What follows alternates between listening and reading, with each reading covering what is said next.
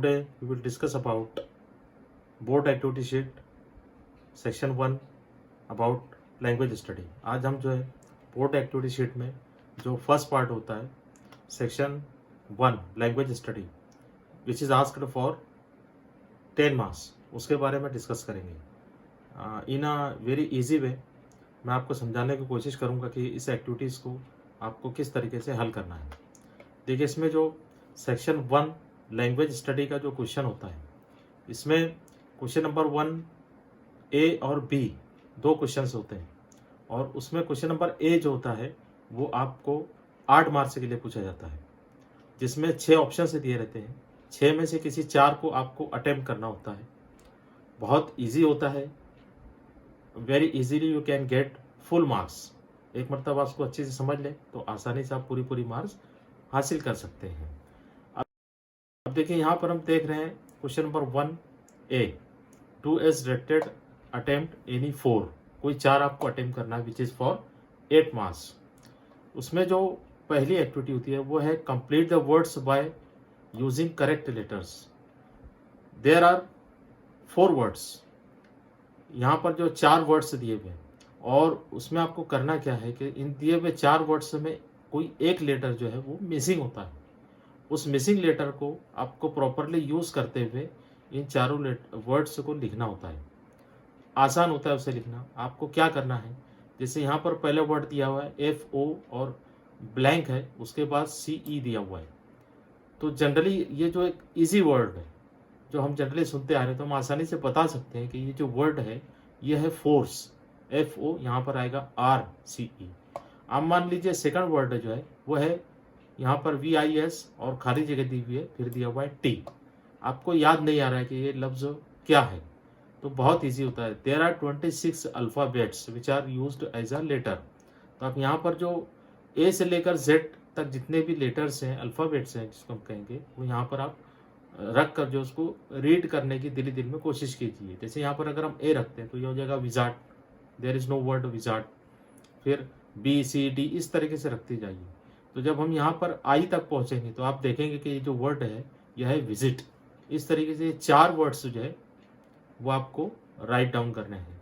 वो किस तरीके से लिखेंगे, आप लिखेंगे section 1 question number 1 A, first word is force, second one visit, third is proof, and the last word is dream. इस तरीके से ये चारों वर्ड्स जो है वो आप यहाँ पर राइट डाउन करेंगे।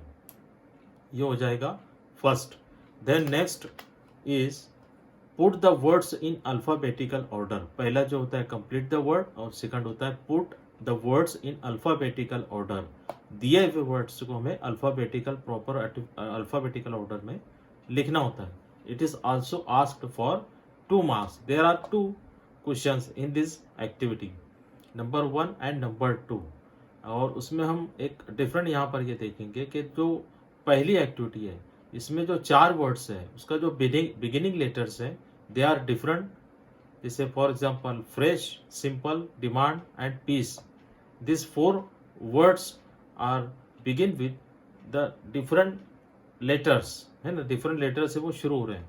जबकि जो सेकंड है इसमें तमाम जो वर्ड्स हैं they are beginning with the same letter V।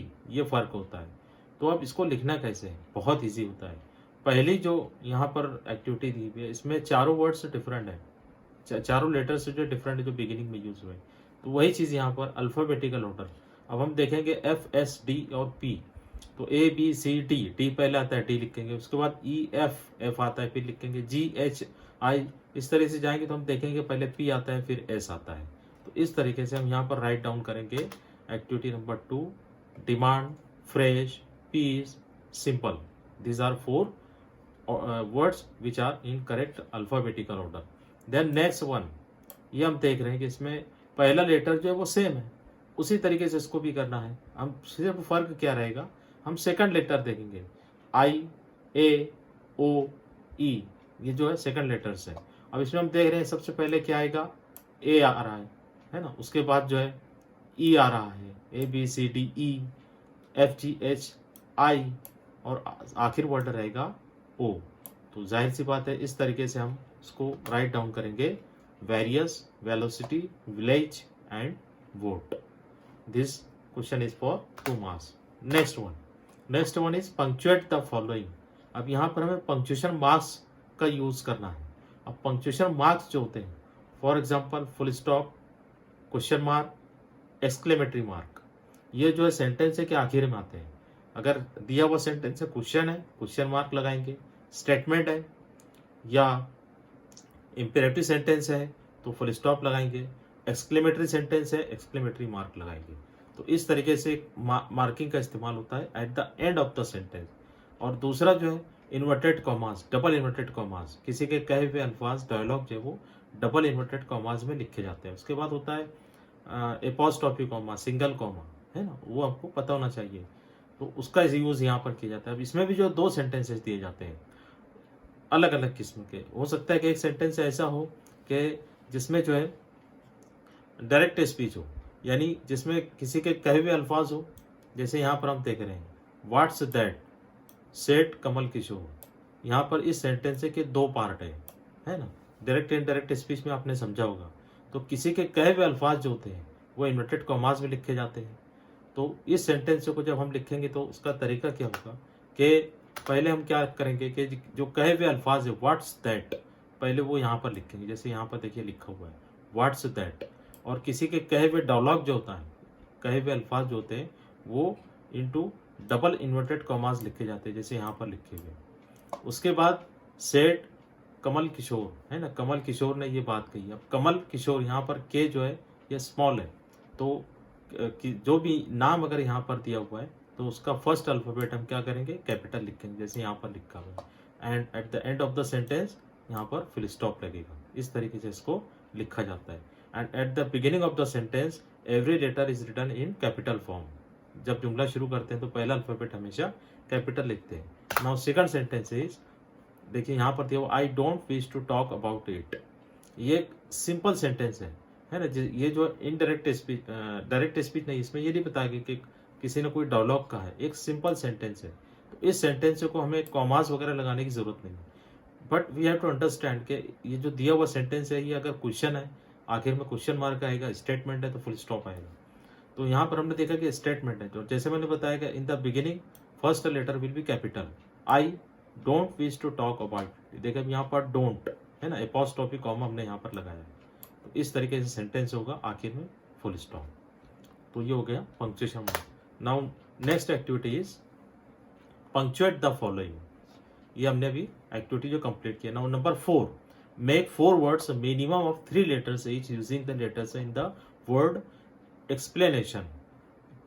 अब ये जो वर्ड जो यहाँ पर दिया जाएगा, this word will be taken from your text book. Text book से ही कोई वर्ड रहेगा और उसका यूज करते हुए आपको जो है मिनिमम ऑफ 3 लेटर्स ईच, यानी कम से कम 3 लेटर का यूज करते हुए आपको कोई 4 वर्ड से यहाँ पर लिखने हैं. याद रखिए आपको 4 वर्ड से लिखने हैं जिसमें कम से कम 3 लेटर से यूज होंगे. दिए हुए वर्ड्स में जो लेटर्स आए उनका यूज करते हुए. ये भी 2 मार्क्स के लिए क्वेश्चन होता है ना. यहाँ पर आप जो वर्ड्स बनाएंगे उसमें कम से कम 3 लेटर होना चाहिए, 1 या 2 लेटर. जैसे अगर आपने यहाँ पर लिख दिया आई एन इन तो it will be not acceptable. अब जैसे यहाँ पर हम लिखेंगे नंबर 4, पहला वर्ड लिखा हमने प्लांट, है ना, इसमें PLAN और T जो लेटर है उसका हमने यूज किया. इसी तरीके से second word nation, paint and ant. इस तरीके से हम जो है अलग अलग 4 वर्ड्स, छोटे छोटे वर्ड्स लेना है, इजी वर्ड्स लेना है और उसको हम जो है राइट डाउन यहाँ पर कर सकते हैं. Now activity number 5. Activity number 5 जो होती है यहाँ पर हमें रिलेटेड वर्ड्स लिखने होते हैं. We have to write related words. लेकिन इंपॉर्टेंट चीज यहाँ पर जैसे दिया हुआ write the related words as shown in the example. अब यहाँ पर देखो मेन वर्ड जो दिया हुआ है वो गर्ल. गर्ल से रिलेटेड वर्ड्स हमको लिखने हैं. तो एक वर्ड यहाँ पर दिया हुआ है एजुकेटेड. अब एजुकेटेड क्या है, it is an adjective and a describing word. ये एक जो डिस्क्राइबिंग वर्ड है एडजेक्टिव है. तो अगर एडजेक्टिव दिया हुआ है तो बाकी के जो वर्ड्स है वो भी हमें एडजेक्टिव्स ही लिखने हैं. अगर वर्ब दिया है तो वर्ब लिखना है, एडजेक्टिव्स दिया है तो एडजेक्टिव्स लिखने हैं. और दूसरी चीज, जब हम ये यहाँ पर जो भी वेब वगैरह दिया हुआ है तो उसको पेन से आपको यहाँ पर बढ़ाना है, पेंसिल का यूज़ नहीं करना है। पेन से जिस तरीके से वेब दिया बिल्कुल उसी तरीके से चार्ट वेब बनाकर फिर जो है हमें उसे फिलअप करना है, प्रॉपर वर्ड लिखने हैं। तो हम देखेंगे एक्टिविटी नंबर 5 यहाँ पर दिया हुआ है गर्ल, और पहला वर्ड ऑलरेडी यहाँ पर दिया हुआ है educate, educated. Now we have to write 4 different words for 2 marks. तो उससे रिलेटेड कोई भी एडजेक्टिव्स हमको लिखना है, जैसे गर्ल में भी beautiful, next clever, next is intelligent and poor, है ना। जैसे हम कह सकते हैं beautiful girl, intelligent girl, clever girl and poor girl. इस तरीके से इस एक्टिविटी को हम कंप्लीट करेंगे। Now last activity of this session is complete the word chain of verbs at 4 words each beginning with the last letter of the previous word. बहुत easy activity होती है। देखो यहाँ पर दिया हुआ है वर्ब्स, ऑलरेडी एक वर्ब दिया हुआ है, द वर्ब इज ड्रिंक। हमको सिर्फ क्या करना है, यहाँ पर वर्ड चैन लिखना है। लोअर क्लासेस हम ये एक्टिविटी करते आ रहे हैं, लेकिन ये जो वर्ड्स दिया हुआ है ये हम देख रहे हैं कि it is a verb, already दिया हुआ है, ये वर्ब है। तो आगे के जो वर्ड्स हम लिखेंगे वो भी वर्ब ही होने चाहिए, इस बात का आप ध्यान रखेंगे। तो करना क्या है, अब ये जो वर्ड है ड्रिंक, इसका लास्ट लेटर क्या है, वो है के। तो हमें इसके बाद एक ऐसा वर्ब लिखना है विच इज बिगिन विद के।